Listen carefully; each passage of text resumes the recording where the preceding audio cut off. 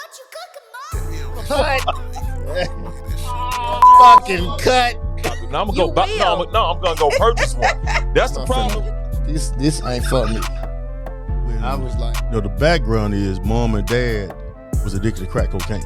Okay. Right? All praises to the Most High. How are you? I am Doc Holliday. Welcome to another episode of the Doc Holliday Show, where we love to highlight black men, black woman, black teen, black child, black royalty, and I am joined by black royalty, two black royal queens, Miss Madeline Lyles and Dana Taylor, the owners of After Life Mortuary Services. Ladies, how you doing? Nice to meet Dana, you. what's up? Thank you for having us.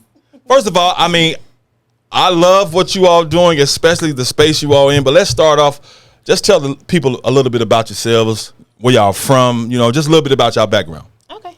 I'm Madeline Lyles. I'm originally from Memphis, Tennessee, born and raised. I've been here 35 years now. So I graduated from Hamilton High School. It's been my passion to be a mortician since I was 13. And so once I graduated from high school, I immediately went to college, Northwest in Mississippi. And I completed the program there for funeral services technology. And I later went to University of Memphis and created a degree in funeral services and management. After working for about 5.5 years at the city morgue, I was ready to get back into funeral services. And so I worked as a trade embalmer between Tennessee and Arkansas for 12 different funeral homes. And I did that for a couple of years. And through that time, I got in with Dana and went over some things with her, and we decided to go into business together. Hold on, Miss Taylor. I need to ask her a question. How the hell you want to deal with dead bodies at 13? Right. I don't know. I feel like it's just the call on my life. I really feel like God just at 13? Yeah, at 13. How was dating at 13 when little boys? Dating. I want to deal with dead bodies. Okay, Batman go ahead. From immature. Okay. But yeah, since 13 is what I wanted to do. Okay, outstanding. Okay, Miss Taylor. Okay, I am Dana Taylor. I'm originally from Dallas, Texas. I've been in Memphis for almost 15 years now. And similar to Madeline, I knew when I was about 16, when I was in high school, that I wanted to be a mortician. But my parents were kind of taken off by that. So they told me, okay, you go get your bachelor's. If you still want to do it, after you get your bachelor's, then that's fine. And I still wanted to do it. So that's what led me to Memphis, Tennessee, and me and Madeline worked at the medical examiner's office together. That's where we originally met. We worked at other funeral homes, and then, like she said, we just came back around to each other and were like, we're tired of working for other people. We want to work for ourselves, and we want to be able to help the community and help people. We see so many people struggling, especially when in that time of need. So that's what really motivated us to open our own funeral home. Now, I saw you all when you all first opened up, and I was like, okay, them two sisters, man, I salute that. Anytime we're doing something positive and trying to make our own way and employ ourselves, but I was like, they also going into the funeral service business, a male-dominated business. Right. Talk about, I guess, the struggles and the doubts that y'all had trying to get into this business, because even if you're a male, it's competitive, but then being females in a male-dominated profession like this, talk about some of the struggles and obstacles you all have faced and probably still facing, I'm sure. Yeah, well, I'll just touch on the shocking effect of it when we actually opened our funeral home. Like I said earlier, I worked for 12 different funeral homes between Tennessee and Arkansas. They were all owned by men, they were all owned by men. And so when we opened our business, it was just really shocking that these men that I've worked for and I have developed relationships with families for, they weren't as supportive as I would think, And so I just had to, realize, well, they consider us competition now, and they know what we're capable of because we used to work for them, So it was just an eye-opener to see that who you consider as colleagues, don't really support you as much when they see you on the playing field as an opponent. So that's something that we deal with consistently, but they're getting more used to it now. It's like they know we're here. We'll be celebrating our 3rd year in October, so it's obvious that we won't be going anywhere. So I think they kind of getting more used to us being here. And Ms. Taylor, how do you deal with, I guess, those doubts or even did you have any? I'm pretty sure anytime you're going into your own business, you have doubts like, can this really work? People telling you it won't work and you having to fight through all kinds of, like I said, doubts in your own mind. How did you fight through that, and how do you still continue to fight through that? I've never really had any doubts. Like she said, she was shocked with the lack of support. I was not shocked with the lack of support because we both been in the industry so long. So seeing and just being around different people in the industry, you hear a lot of things and you experience a lot of things. And with those experiences, it just opened my eyes to where people's heart and where their mind really is when it comes to others. So we always say, like, we're not your competitors. We don't have competitors. They're our colleagues. We are here to help them. If they need a body embalmed, if they need a body picked up, they can call us. But a lot of times they don't see it that way. They see it as a competition or, something like that. But the way that we're set up internally, we don't move like that. So it's just, we're just on a whole nother lane with the way that we approach our business. So I say, I didn't have any doubts opening up because our heart was in the right place. We were doing this for the people, for the community. And Ms. Taylor, still piggybacking on that, when you all first started, I mean, a lot of times, it's business. You letting business get picked up. A lot of times you don't have business. Right. So how do you fight through that, that time? Like, Right. I mean, I don't want nothing bad to happen to people, but we need some business. Yeah, now that's the part, because in funeral services, it's like a roller coaster.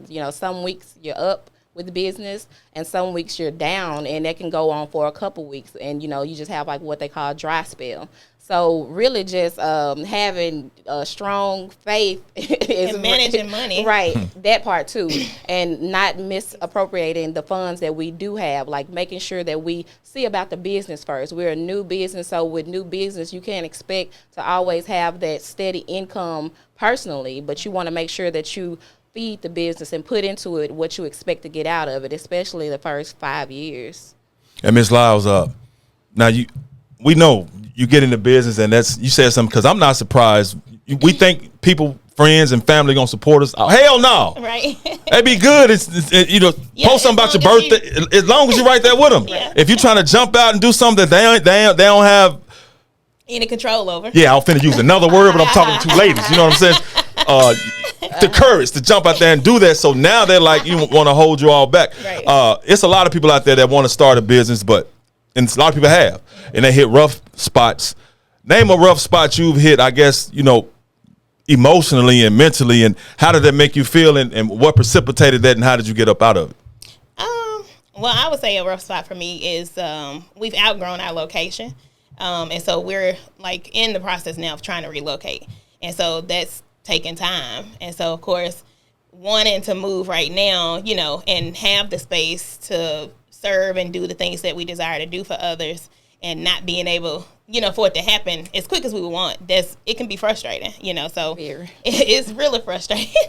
And we've gotten like deep into the process and had a wall that we hit. And so I cried and I was upset for a while, but then I'm like, okay, God, you let us get into this, and you let us go through this for whatever reason, for testimony, to help someone else, or whatever it is, to help thicken our skin for the future, so we have matured through the process to be okay with it, and to understand that things don't always happen when you want it to or the way you want it to. We have to keep in mind that God controls everything. And so it's his order, his alignment, it's just a process that we're in. So we just continue to work and be diligent through it all. So it's really just it's a faith thing for me, and that helps with my mentality. So just be still enthused about it. I know it's coming, so we just work until we move into that new location. So. And I just met you all for the first time today, and both of y'all bubbly personalities. Seem like everything going well.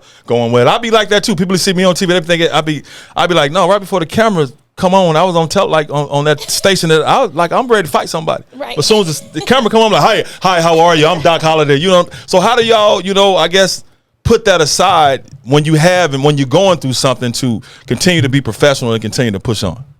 Focus. I guess we know the goals that we have. We know, like, it's so many things that we want to do. So, but we know that we have to go through the process. Right. So that just keeping a level head is so important. It's in this business because we have like just a lot going on at times. So, but you definitely have to be there for your clients, be there for the families. And so you can't operate off of emotions. Right. That is not going to help anyone be successful in any field. So we just definitely stay prayed up and stay focused, because if otherwise, it'll be real easy to get off track and show what's really going on in your mind and what's really how you really feel it like. But What's really going? keep your game face on, poker face. Yeah, you got to keep your game face on. But I'm still taking it. I'm still trying to get an understanding. I mean, God has a plan for everybody. Right. But I'm saying, y'all were teenagers, 13 to 16, and you feel like, I want to play. You know, I want That's to how deal you with it. know it's real. Yeah, it is. It's crazy. It's just like, I was intrigued. I wanted to know more. I want like, how did they get them in this casket with these clothes on, and what is embalming? Like, what is it like? So I was just interested, really interested. yeah, it's It's like I'm standing at work sometimes and I'm just like we're really doing this. Like, this is our company, and it's just amazing the way Dana and I even met. Like she said, you know, we met at the morgue. That was in 2009, and so Dana was there for a little bit, and then she left, and I was there longer. But I was ready to get back into funeral services, so I resigned and ended up at the funeral home where she was. And so it's like we were just there. We was connected, you know, and it was setting the stage for where we are now. And so it's just amazing. Yeah, I mean, what's the toughest part? First of all, tell the people what all services you all provide, because we see funeral homes, we're like, okay, somebody dies, they get embalmed, the body get ready for a funeral. You know, what all services do you all provide? Because I didn't even know that y'all pick up bodies for other funeral homes and vice versa. So, what all services do you all provide for? You know, So in afterlife. We provide complete funeral services, traditional and custom. You know, however. To suit the family. What's custom? Like if somebody want to stand up? Yeah, you got a Steelers fan. If they want it. You want to. If they stand up, if they want to. Why not? Look, he want to do the Heisman. No. Oh, wow. Look, why not? This ain't my funeral. You're right. It's You're what exactly they right. want, I you got know? you. Okay. So yeah, we complete funeral services, cremation services. We do national shipping, embalming and shipping services. And like Dana said, we also take care of decedents. We have storage facility. We have a walk-in cooler. That suffices great storage amount in case decedents need to be held for a time. So we do that for colleagues and for local and out-of-state colleagues as well. And we had a cremation. I said cremation. And then we have a summer camp, which is just one of our initiatives that we have. And that's not like a service that we render. That's just an initiative that we have for the youth and young adults. Something to keep them engaged in positive things during the summer, and to help them realize what they want to do. We found out that a lot of younger people would like to get into funeral services or forensics. Yeah. And so we created a camp, and it's the only one of its kind, where they can come in, they get hands-on training, and they also meet professionals who work in different professions that are connected to the funeral home. So it might be the morgue, the crematorium, cemeteries, the casket companies, homicide detectives, all of those professions that cross or deal with decedents at some point. They engage with them and they learn from them. And so it's a 2-week camp, and it was a success. We didn't get to do it this year, of course, because of COVID. But when we first launched it, we had a group of 12, and they loved it. Yeah, the parents loved it. The parents wanted to come to the camp. Male and females was in it? Yeah, male and female, black and white. Yeah, they came from Olive Branch, and yeah, it was really good. I'm amazed. I'm impressed. I do know if my wife, who was my girlfriend at the time, she would have told me she wanted to be a mortician in junior high school, I'd be like, we probably wouldn't be married. But it's an amazing profession that you all have. Like I said, I was impressed when you all opened it up. But this is an extremely competitive business. I mean, how do you all, I guess, because y'all say y'all call them colleagues. Right. Trust me, it's a lot of them ain't calling y'all colleagues. Oh, right. So how do y'all deal, with the competition? I mean, like when somebody passed away, of course, some people already know about you all, it references, is that pretty much, how do y'all deal with that competition? That's the number one form of advertisement, really, the word of mouth. Like the majority of the business that we've done is because of families that we've served. They've told their friends, their coworkers, and their family, about us. But we definitely look, our colleagues. Right. They definitely, we try to. If a family went to another funeral home, and they are thinking about changing funeral homes, I actually try to consult with them. Like, what is the problem that's making you all want to change? Because you might end up spending more money trying to change funeral homes instead of trying to sit down and talk with that funeral home to negotiate and get what you want for the price that you wanted it. Like, a lot of times people just get mad and get upset, like, I want to move the body.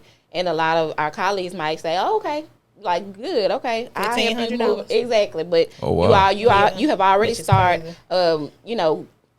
getting charged for the pickup, the embalming. Just they might charge you a storage fee depending on how long they've been there. So it might be better for you to sit down and just try to talk it out. So we don't just try to snatch the body or whatever, however they call it, but we just really have a different approach to we funeral stay in our service. lane and we treat people Exactly. with honest. Like most of the time, well, what we hear from most families is they appreciate us being honest and upfront about everything, and it's like they come in and they like, it's more of a business communication initially, and then by the time they come in for the initial viewing, it's like family, and they like, oh my God, you young ladies are just wonderful. We appreciate all the information, and so we stand out because we're fresh faces to it.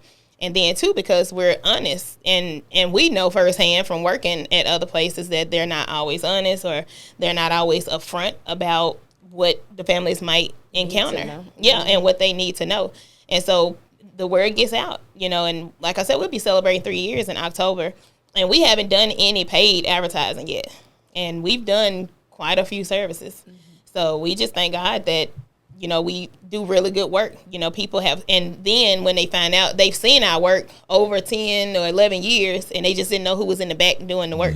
And so once they find that out, it's like, well, let's go see what them two little black girls talking about. And that's what they call us, like a hospital calls, like, somebody want to send the body over here to y'all, and they said 2 little black girls. And so he's like, okay.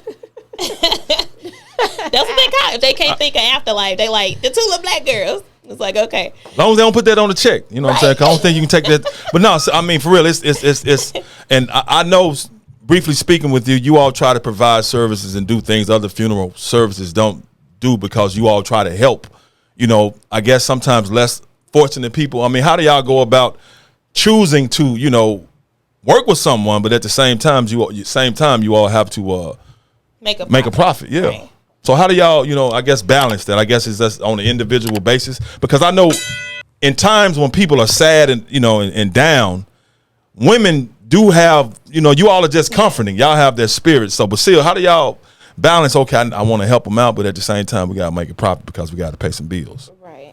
Well, it's definitely on an individual basis because, you have to be just mindful that people will try to take advantage of that fact. And especially being a compassionate woman, sometimes, you have people that will take advantage of that. But just going at each situation individually and with a open mind and, a soft heart, you just have to know that, like you said, we have bills to pay, but at the same time, you're getting to know the family, getting to know their situation, and just, making a educated decision that it will help them, but also not hurt the business. So it's just being business minded about it. Like, it's not personal, it's business, but at the same time, you want to let your families know that you care.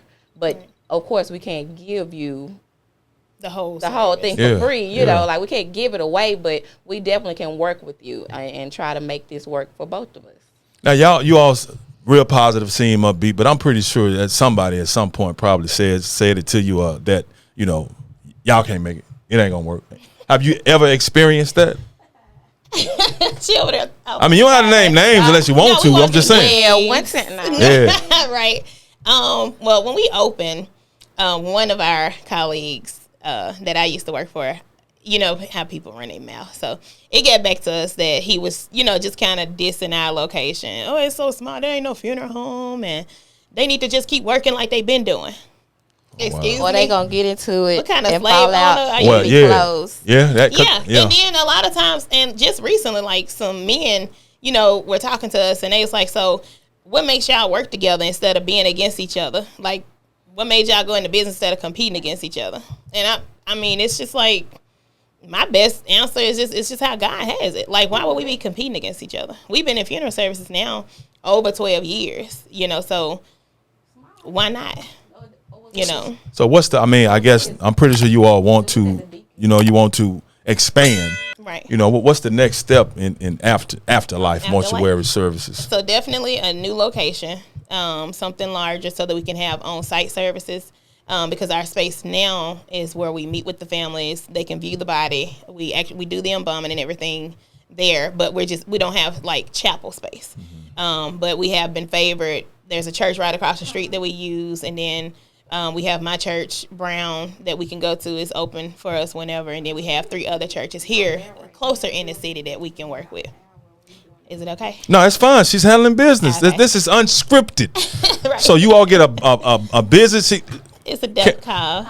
Business call, handling business. So handle your business. This is what this is all about. So I'm glad to see you all getting business while we're sitting up here. But I mean, I'm just, I just love what you all are doing. I just wanted to, uplift you all and give you all a platform, which I don't need my little platform. You know what I'm saying? We appreciate it. And like I said, we were really excited, like, because I consider you like a legend. You've been around forever doing your thing. So it's like, how did he? Yeah, I'm old. I'm 48. Yeah, I'm old. Yeah, forever. So I'm 48. Yeah, I have been, but I appreciate it though. I appreciate it though. I appreciate it. But how has you all's family? Kind of. How are they with us? Yeah, the support and whatever. They're Yeah, very supportive and very proud of us. My mom is deceased, and my dad, he's proud. He lives in Nashville, and Dana's mom is really, she's proud of us as well. So yeah, we get support from our families. They're just proud of us, seeing what we're doing. If there's a death in the family, of course they call us now. And it's kind of like they've known us since we were little, and so it's almost like, well, we're gonna see what they're gonna do, see how they do because of who they are. But then when they actually come and we render the services, and they like, wow, like they really know what they're doing. So it just to make believers out of everybody, it's so rewarding. You always just upbeat and positive and just, Yeah. You get mad sometimes though, right? I get mad sometimes, but not too often. I got you. Well, while she's on her death call handling business, I mean, I'm well, I ain't gonna say I'm glad because that means somebody passed away, but that's part of it. The thing is, we don't wait on people to die, but when someone does, we're thankful that they select us to serve their family. So it's not like, we wait on people to, It's like they have options, they can go wherever they want to. It's a lot of names out there that are known, and we're still kind of new, but they choose us, and so we thank God for that. And why you think that is though? Because I know the Most High controls is everything, but there's a lot of different choices, especially with funeral homes, because I would be like lost. I'd be like, which one to go to? Because you go to the names that's been around. I know that's got to be a battle for y'all as well. Yeah, and we're beginning to become more recognized, amongst those names. We're becoming more of a household name. Like we said, with word of mouth, people. Like I said, we're becoming more of a household name amongst the others that have been in existence. So it's nothing. We don't do anything special. We utilize social media, and we engage ourselves in the community. A lot of funeral homes are operated by older people, and they don't have that drive or interest to entertain the public outside of funeral services. And so we make sure that we are engaging and educating the public. So if they decide to come to us or wherever they want to go, they're not ignorant to what they're about to experience during that time of emotional distress. And so I think that hits home with a lot of people. Again, just being honest and upfront with people. Gotcha. Well, anything else you want to add before, how'd y'all come up with the name? I mean, I like it, because afterlife, God dealing with the spirit now, right. But y'all dealing with what's left. It was God. I'm going to tell you. So I was 19 when I came up with the name. Okay. 19. I hadn't worked at the morgue, hadn't met Dana or anything. And I just held on to it, and I liked it when I thought of it, but I was like I know when God's speaking to me because he uses words that's common, but it's words that you don't just use every day. And so I'm like, afterlife, okay. And then I came up with caring for your loved ones after life. So at the age of 25, I was sitting at home reading the Bible, and the word stood out to me. Yeah. And that's when I heard him speaking again, and he said, this is what you do. This is what it's about.